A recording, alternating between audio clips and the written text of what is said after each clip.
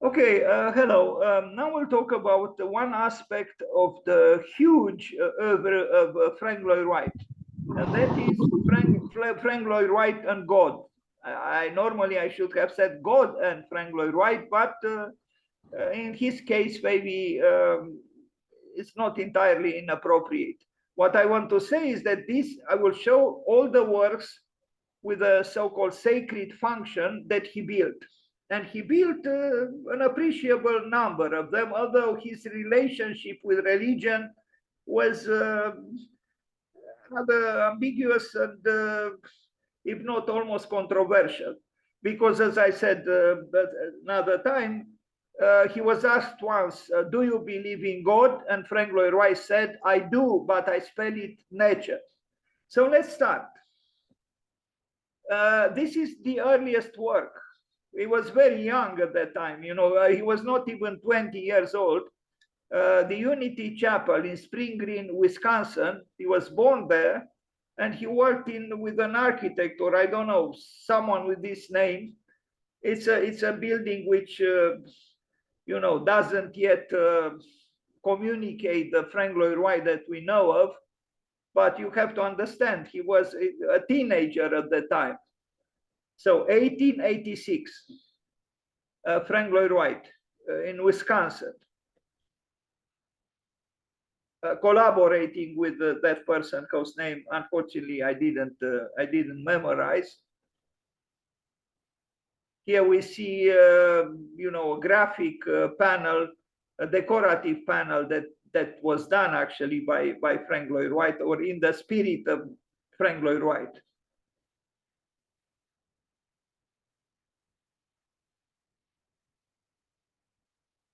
Now, the first Unitarian church in Madison, Wisconsin, 1949, 1951.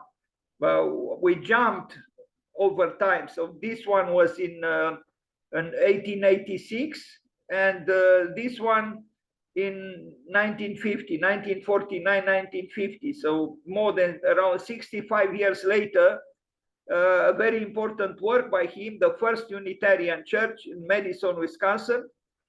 And it's a lovely building, which with its abstract architectural language does communicate its functions. So it's the first Unitarian church in Madison, Wisconsin. Again, in Wisconsin, 1950, 1949, 1951.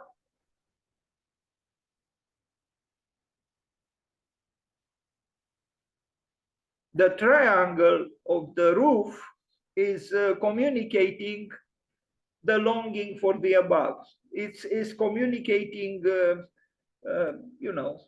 desire for faith, if not faith. And by the way of faith, I do not tire saying that Walter Gropius, when he founded the Bauhaus in 1919, he wrote a small manifesto which ends with the word faith. Yes, believe it or not, the Bauhaus in 1919 had a manifesto written by Walter Gropius in which the word heavens appeared twice, and the last word of the manifesto is faith. Initially, the Bauhaus was a rather mystical school, very different from what we know of the Bauhaus and very different from what it became, maybe, somehow after Johannes Itten left the schools, in the later years, that is. But the Bauhaus only lived for 13, 14 years. So it had a short lifespan. Back to in Wisconsin in 1950s, Frank Lloyd Wright, the first Unitarian church, I think a great building.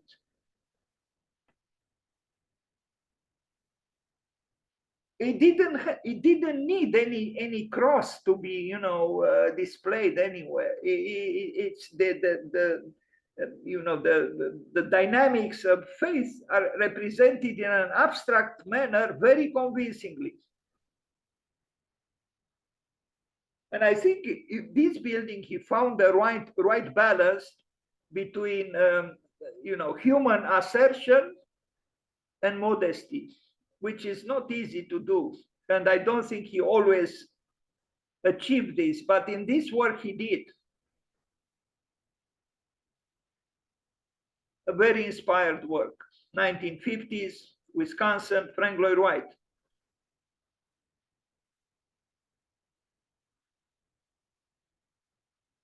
He was also asked in that interview, do you believe in God? Where he said, I do, but I spell it nature. He was asked, do you go to church? And he said, I do. I go this week to this church, that week to the other church, and so on. So I think he tried to, in a way, to avoid a too explicit answer. In an interesting way, I think, although Le Corbusier and Frank Lloyd Wright are, of course, very different architects, and they most surely didn't like each other, in respect to faith or their relationship with spirit or with religion, they were kind of similar. I don't know if you know, but Le Corbusier initially rejected the idea to build Ronchamp, the chapel Notre Dame du Haut Ronchamp, and that there was, a monk, Couturier, who insisted, who was a friend of modern artists and so on, and maybe even a friend of Le Corbusier, and convinced him to build Ronchamp. And then probably the same happened with La Tourette. Frank Lloyd Wright, I don't think he was, in an Orthodox way religious. No, I mean, his fact, I mean, the very fact that he said, I spell God, I spell nature, that's, that's not the statement of Orthodox or religious orthodoxy at all. I mean, from a pagan, you would expect maybe something like this, but his religion specifically was Unitarian. And he even built a temple that we are going to see a little bit later. But again, we are still with this church, the first Unitarian church in Wisconsin, which is a great building.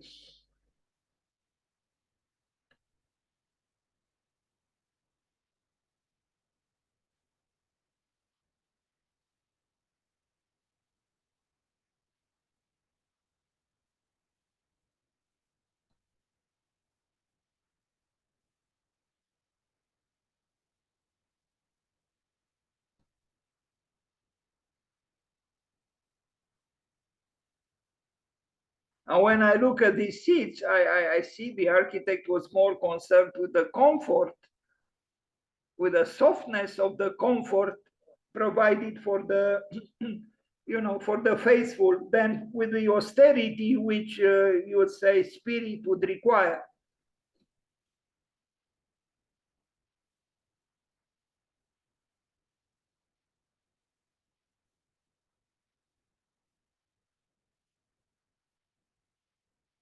In my opinion, the great cathedrals, let's say the Middle Ages cathedrals, the cathedrals of the Gothic times, are more impressive when there are no seats at all, when there are no chairs or benches. But, in time, the humans needed, to feel a little bit comfortable. So the chairs showed up and the benches, and now we have even, cushioned benches like we have in this building by Frank Lloyd Wright. But what is, surprising here and rather unique is the closeness to the earth, the almost extreme horizontality of the buildings. Yes, on the other side, where is that triangle, majestic as it is, elevating the, the longing for God explicitly, but otherwise the building is, you see, it's one floor and very, very attached to the earth. From this side, you almost wouldn't expect it to be a church.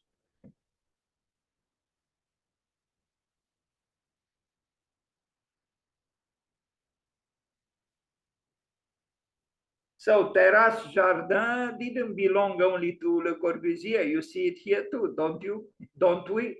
We do.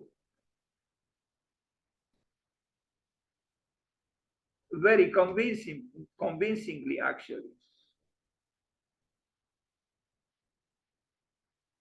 So the triangle is not only in space or in the elevation, but also in plan. But the triangle evolves from a hexagon. He did some significant works using the 60 degrees angle, not just in this building, no. It's the meeting house of the first Unitarian Society of Madison, Wisconsin. The Church of Tomorrow. Sketches, Frank Lloyd Wright. It has been designated a National Historic Landmark, designed by renowned architect Frank Lloyd Wright for the first Unitarian Society of Madison. The meeting house is an innovative building that has influenced religious architecture worldwide since the mid-20th century, completed in 1951. The meeting house uses a diamond shape as the basic building form. A soaring roof evokes the steeple and shelters the chapel and parish hall within a single unified structure. 2004 National Park Service, United States Department of the Interior.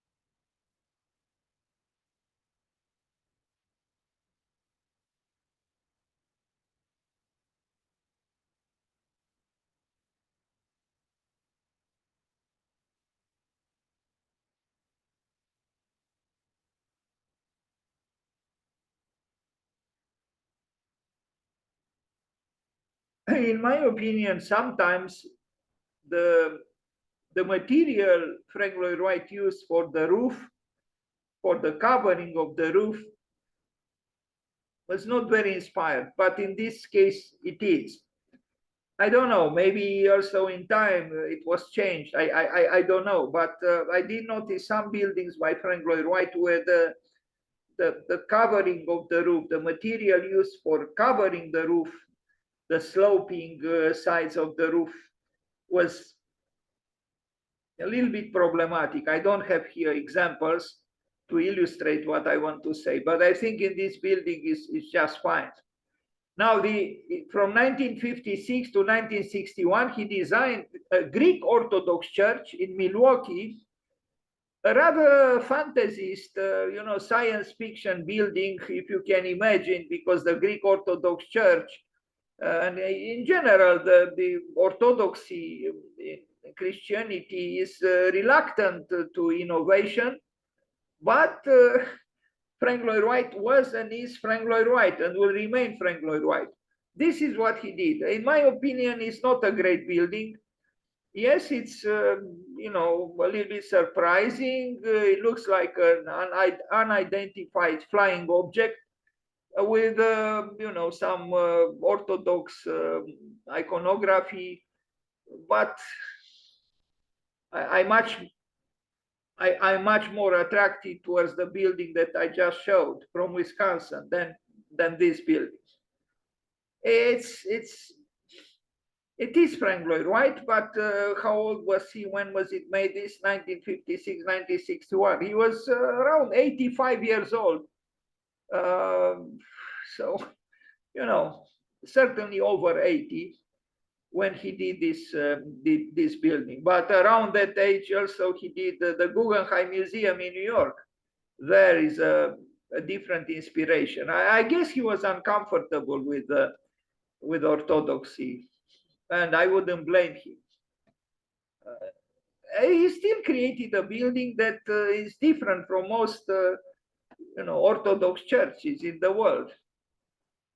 But Calatrava himself also was unable to honor very creatively, the religious dogmas of the Greek Orthodox Church at the site of the former World Trade Center, which was just recently opened. Strange also this heavy roofing. I mean, it is elevated from the perimeter line of the circle, but I don't know. It seems like Frank Lloyd Wright worked a contre-cœur against his own heart, and I would understand.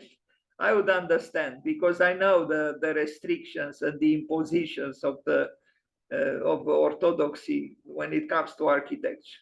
Yet he made it. He did it.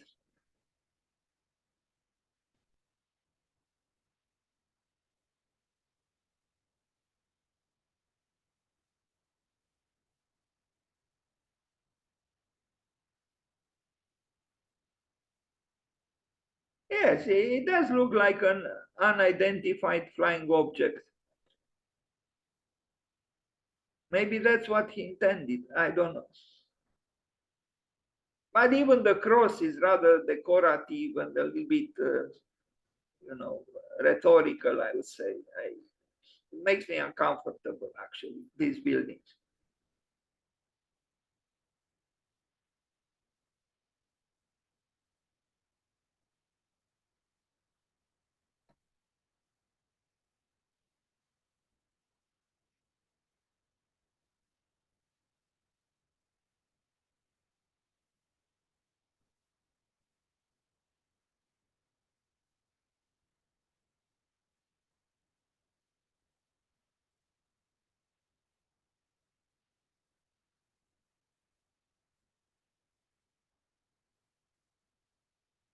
I mean, there are very beautiful old Orthodox churches with dark interiors, and the mysticism of faith is present.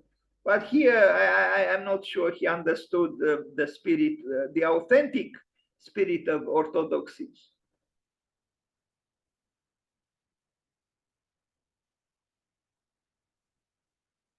Now, this is a different building. It's actually, I placed it on this presentation, although its function initially was the very opposite of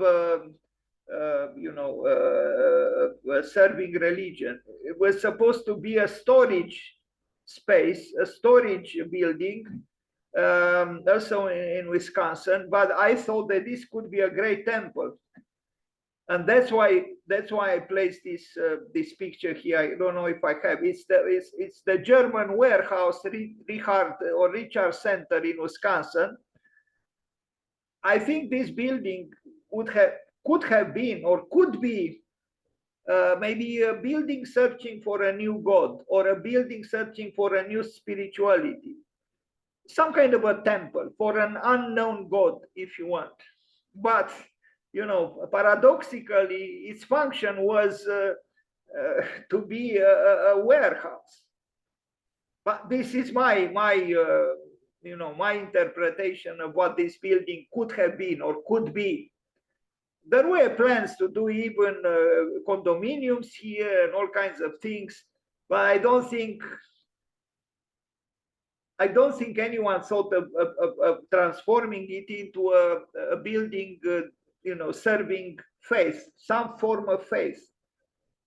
Now, the first Christian church in Phoenix, Arizona, 1950, 1973. The drawings, the elevations. We all know that the atelier, the studio, the office of Frank Lloyd Wright produced beautiful drawings. Some done by the master himself, and others done by Marion Mahoney Griffin or by others. The important thing is that some very fine renderings came to life. This building was not built, but it was built virtually recently. Unfortunately, I don't think I have here images.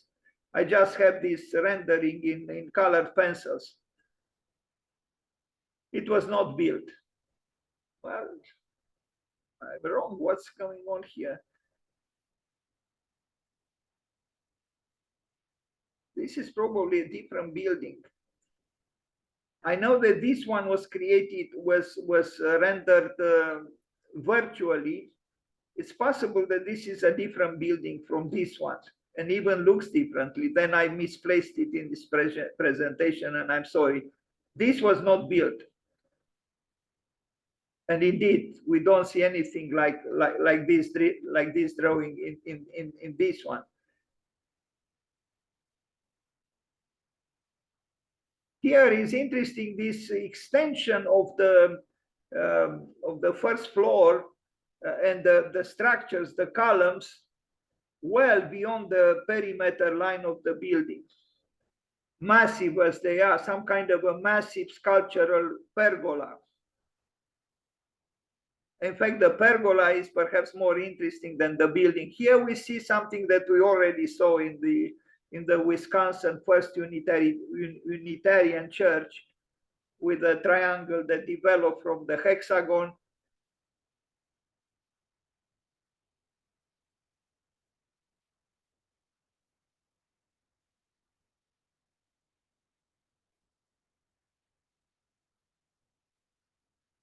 Certain themes, formal themes, do repeat themselves. You know, these triangular or triangulated ziggurats, rather tall, with an emphatic cross, the one on the right.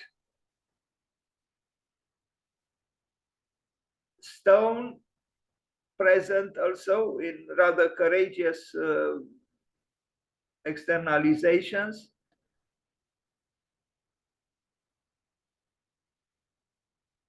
A strange color for the cushioned chairs, in my opinion. This, you know, almost pop blue.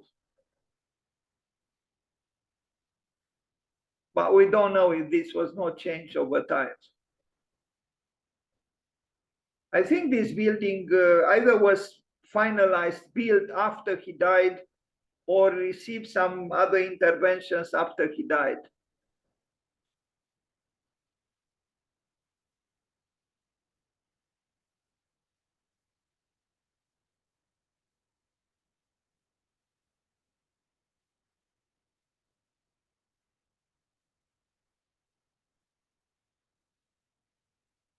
You see the role of the pergola, and maybe this pergola was some kind of a, I don't know how to interpret it, you know, maybe the tunnel of approximate darkness necessary to go through in order to arrive at the light ahead.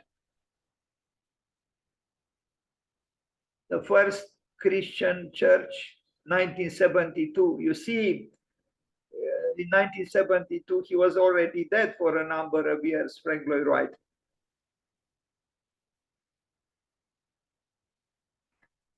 What we see here is an original way of working with concrete. He didn't like concrete. He accused concrete of being just a conglomerate. And you see here introducing large stones in concrete. So he wanted to escape, you know, the predictability of the conglomerate that concrete, in his opinion, was.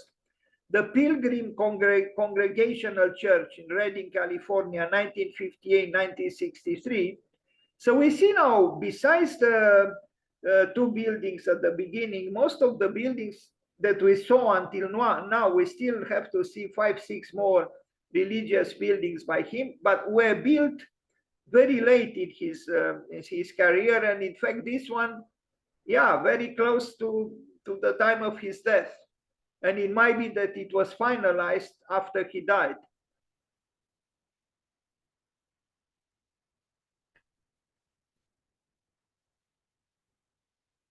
The rendering, another rendering. the plan, and the building.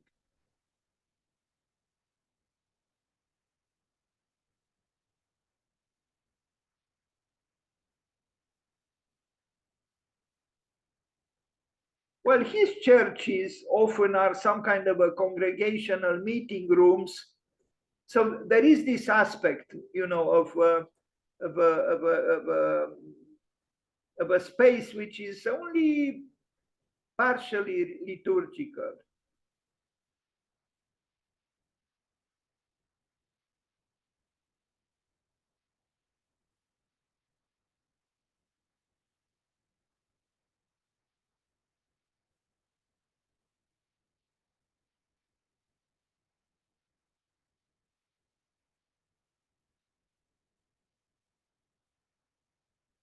Now, here we are going to see one very important work. In my opinion, almost the best religious building he built, a chapel. There are maybe two more buildings of the same quality, but this one is the most modernistic. I'm talking about the Pfeiffer Chapel from 1938, and this is the building. So let's read again its name. Pfeiffer Chapel, 1938, and he built it with students on the campus of the University of Florida. I like this building very much. It's dynamic, it's asymmetrical, at least seen from some angles. It's in my opinion, one of the best three religious buildings by Frank Lloyd Wright. He built next to it another one, which is more so-called traditional, less unpredictable, less dynamic. We are going to see that one as well. In fact, you see it here, but only in part. But this building, the Pfeiffer Chapel in Florida, I think is excellent. Now here, I don't know, yeah, maybe because I wanted to show the similarity with the reddish steps that go to the entrance, with the reddish steps that go to the entrance to Taliesin West, his own studio and house in Arizona. And here are the workers. I read that actually he worked with students for this chapel and other works on this campus, because he did other works, not just the religious buildings. There are some dramatic architectural moments, so to speak, or events within the chapel.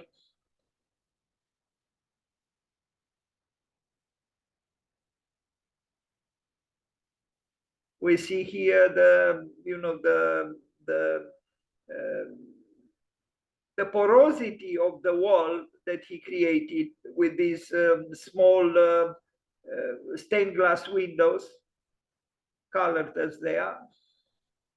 I probably would not have agreed with these pieces of furniture, but that's what the users of the chapel found desirable or appropriate. Again, the porosity of the wall, because light is very important in general for architecture, and maybe for a chapel even more so. The Pfeiffer Chapel in Florida, on the campus of the University of Florida, Frank Lloyd Wright.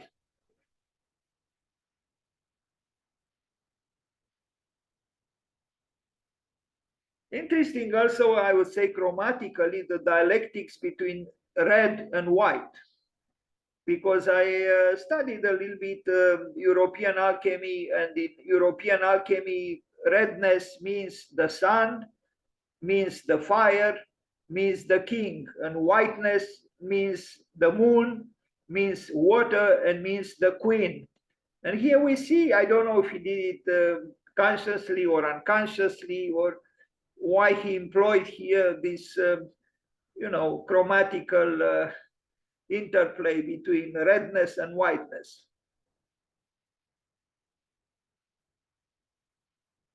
Ornaments. even this, very convinced and convincing modern architect didn't renounce ornament, and he even employed stained glass windows.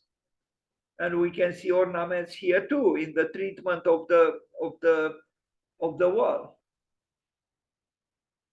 This is actually a textile work, like the textile houses that he built in California, where he designed, a specific concrete block with incisions, ornamental incisions in the block of concrete. Some deteriorated over time, maybe because of his innovations, because you see, he also, again, it's like he used concrete, but he wanted to also weave the concrete blocks like he would have woven the brick walls.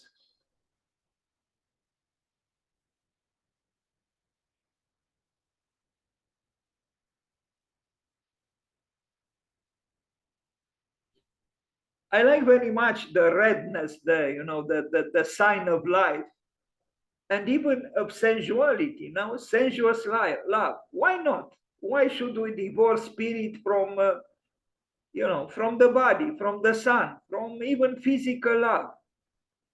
Redness is blood, is love, is passion. And people around, sunbathing around the chapel. Nice.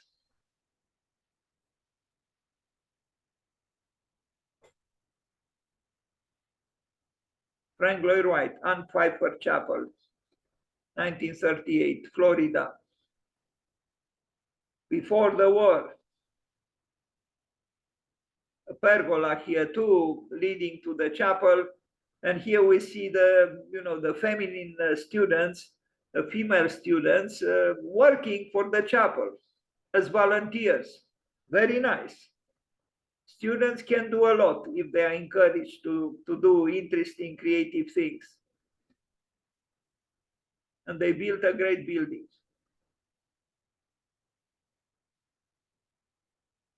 It's actually in plan very symmetrical, but seen like this, you wouldn't expect it.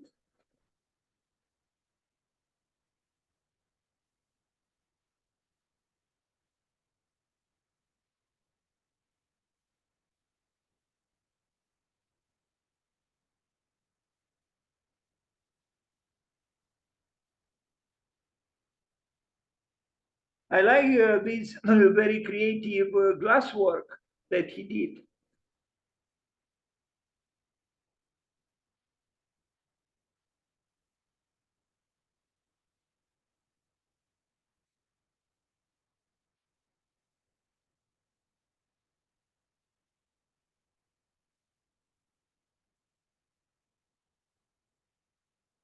The builders.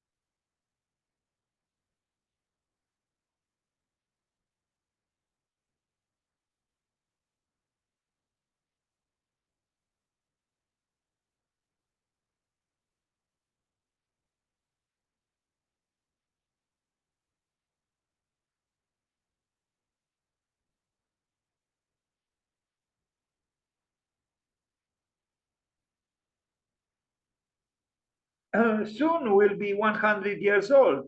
Well, in a number of years. So it lasted quite well, considering it was built by volunteers.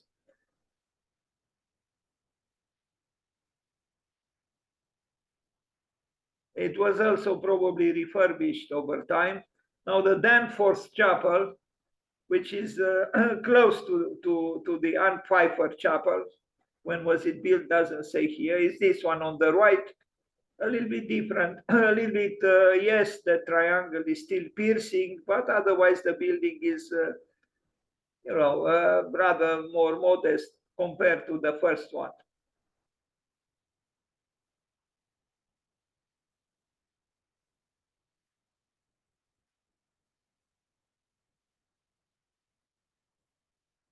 So here we see both buildings. This is the Pfeiffer Chapel, and this is the other chapel. I have problems to memorize its name. Danforth, Danforth Chapel. I should remember it if I consider the first three letters. I don't know what to think about this piercing triangle of this roof. It's a little bit almost aggressive, I would say, but that's my opinion. Not from this point of view, but from the side. Again, the sensuality of redness inside, not bad. The sun, no, it's about the sun, fire, the fire of passion, but the fire also of sacrifice.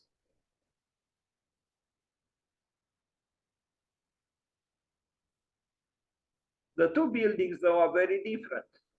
Now we arrive at a masterpiece by Frank Lloyd Wright. Is one of his emblematic buildings, built in 1906. So 50 years earlier than the buildings we just saw, the Unity Temple in Oak Park, which I visited. And this is a rendering. It's a temple, again, it's not a church, it's a temple. And this is the feeling I had when I was inside, that it's not really a church, it's not what I expected from a church. It's actually a gathering place, a meeting place, a meeting room, very convincingly done, but a little bit too secular in spirit, I think, if I can say so. But it's one of the most famous works by Frank Lloyd Wright. And it is in Oak Park, where there are many other buildings built by him. Here we see again the ornament adorning the columns. It has the dignity of a temple, indeed. It's very well, calibrated, the building in terms of masses.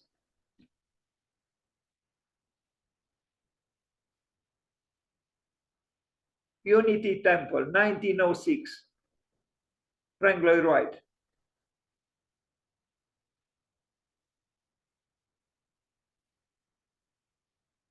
It's a very luminous space. Not only that it has natural light, but it also has plenty of artificial light, as you can see, the big bulbs, the light fixtures. For my personal taste, a church is rather nice when it is rather dark. Well, this is not rather dark, but also it's not a typical church that one would expect trained in the shadow of the big Gothic cathedral. It's something else. It's a different denomination. It's a temple. But yes, as a piece of architecture, it's exquisite.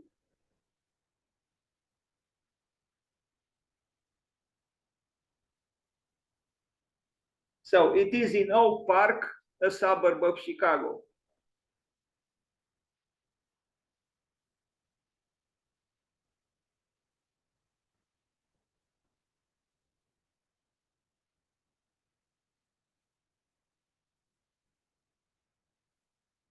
I wonder how it would look like with all the lights off.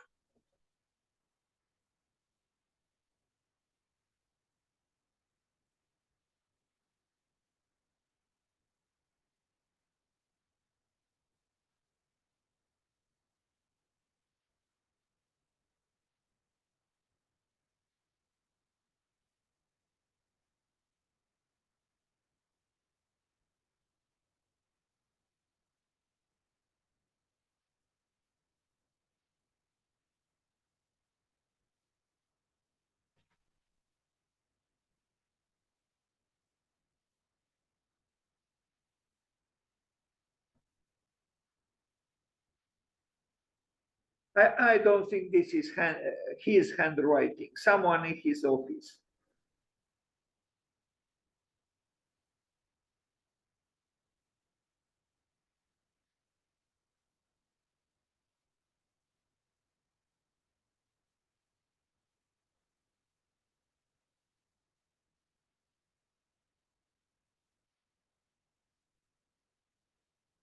As you can see, often Frank Lloyd Wright was not uh, a great fan of plain glass. He always, not always, but often he had graphic interventions on glass, as you can see here.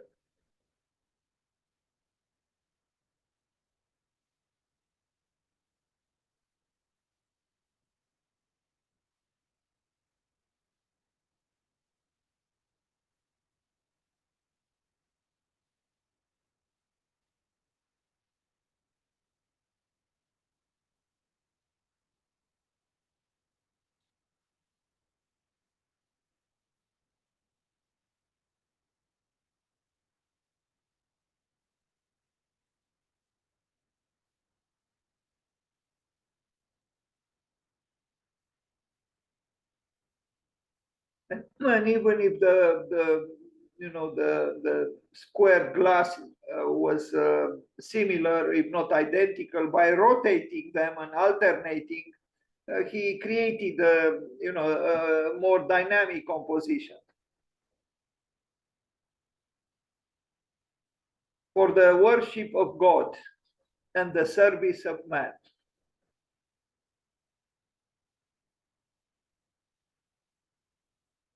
The entrance, Unity Temple, 1906, Frank Lloyd Wright.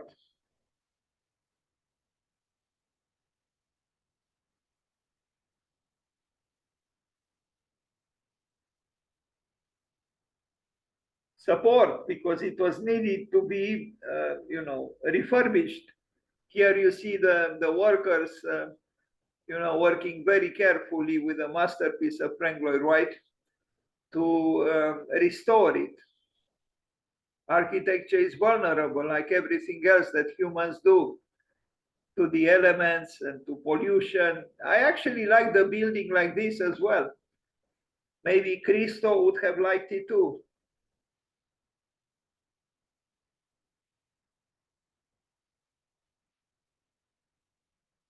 Hidden architectures.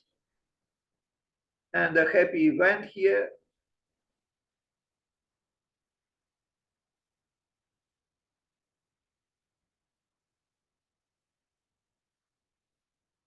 Swearing to each other eternal, loyalty. A Lego. Maybe Bjarke Ingels would have liked it. Wright designed Unity Temple in Oak Park in 1905 as a place of worship for the Unitarian faith. And he himself belonged, so-called officially, to the Unitarian faith. I think someone in his family, grandfather or so, if I remember correctly, was an important figure for the Unitarian faith. As is consistent with the Unitarian faith, the building is stately, solid, and devoid of religious iconography. Ornaments. And now the Wayfarers Chapel by his son, David Wright. I thought of showing this too, because we only think of Frank Lloyd Wright, but he had two sons, Lloyd Wright and David Wright, who were both architects. And David Wright is this very important chapel, the Wayfarers Chapel. So this was done by David Wright, the son of Frank Lloyd Wright.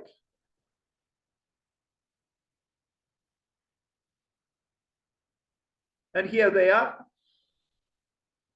I guess this is the grandson, and this is David Wright, and this is Frank Lloyd Wright.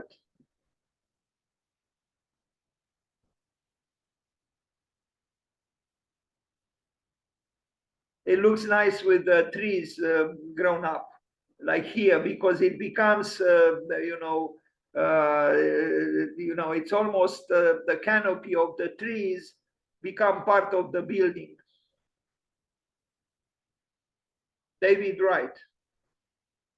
With the trees not yet developed, not yet grown, is lot less successful. But with the trees mature, the effect is probably very, very nice. So his sons also did some good works. Lloyd Wright as well.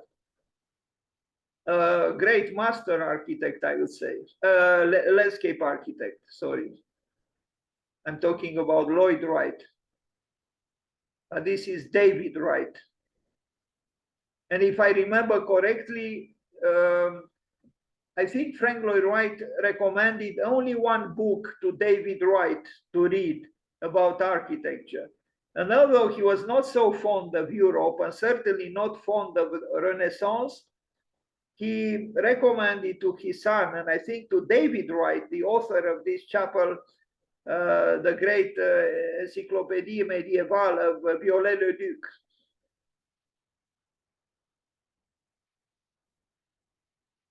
Maybe David Wright found some inspiration there, maybe for this very chapel.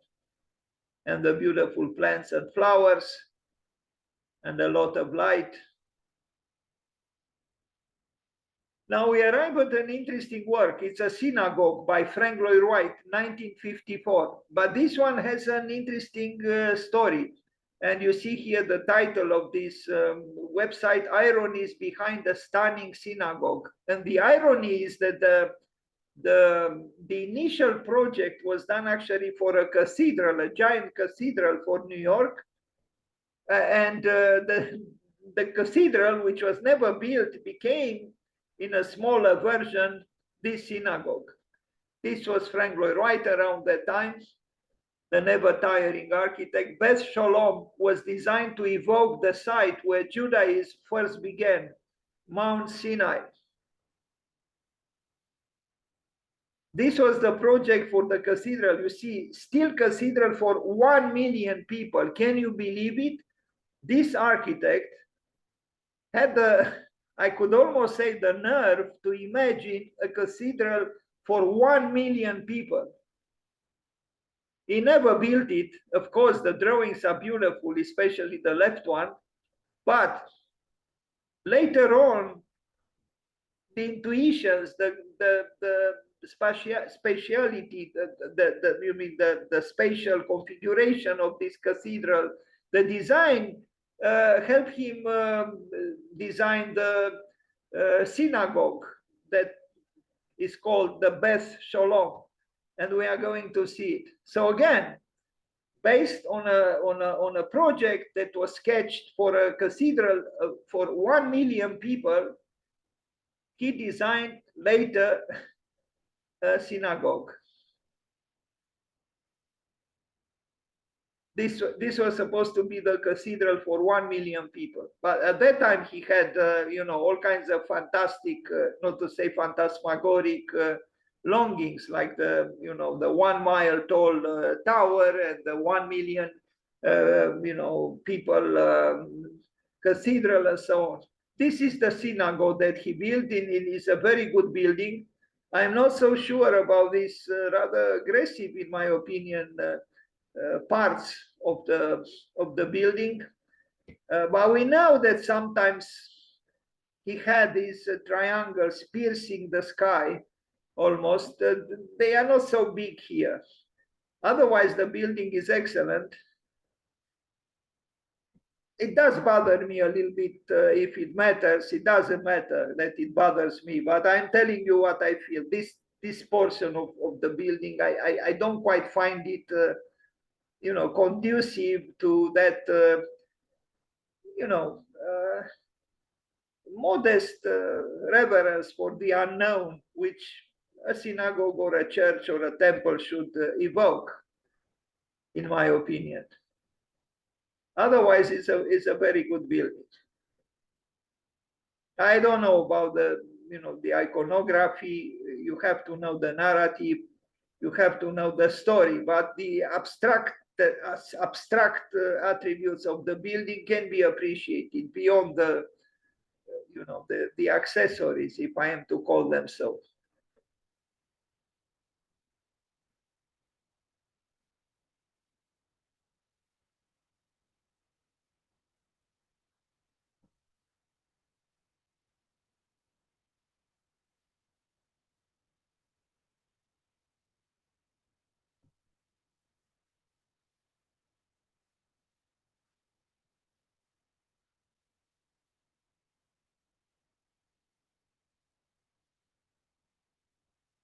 The three monotheist religions, now the Islam, the Jewish, and the Christian, they are at war with each other very often, but they have the root in the same place. Now that is Abraham or Ibrahim. It's amazing that actually they are good relatives. They are, they spring from the same spiritual root, and yet, as you know, there are great conflicts between them, and there shouldn't be conflicts between them.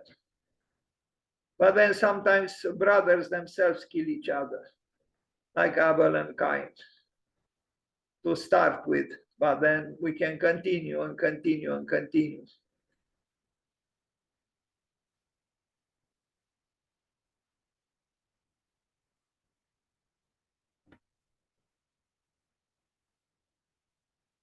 An American synagogue, Frank Lloyd Wright.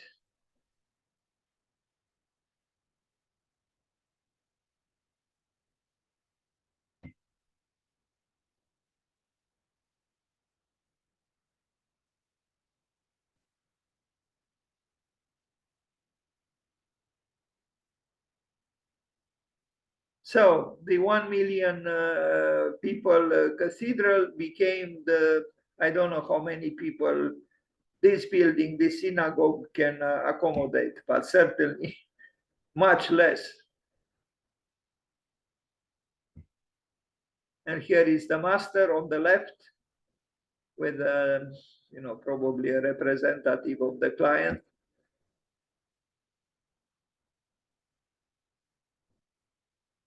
Here he is again, elegant and rather cocky, inspecting the site.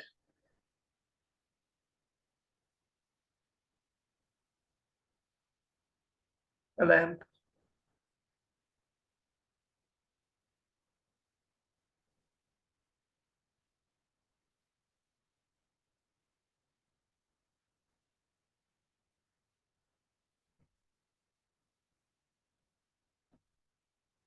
Beth Sholom Synagogue.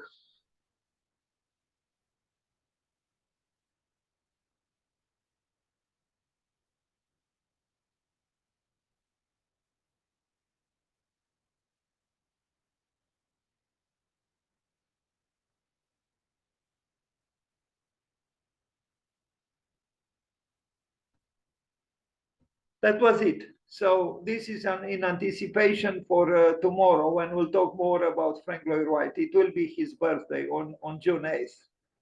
Thank you.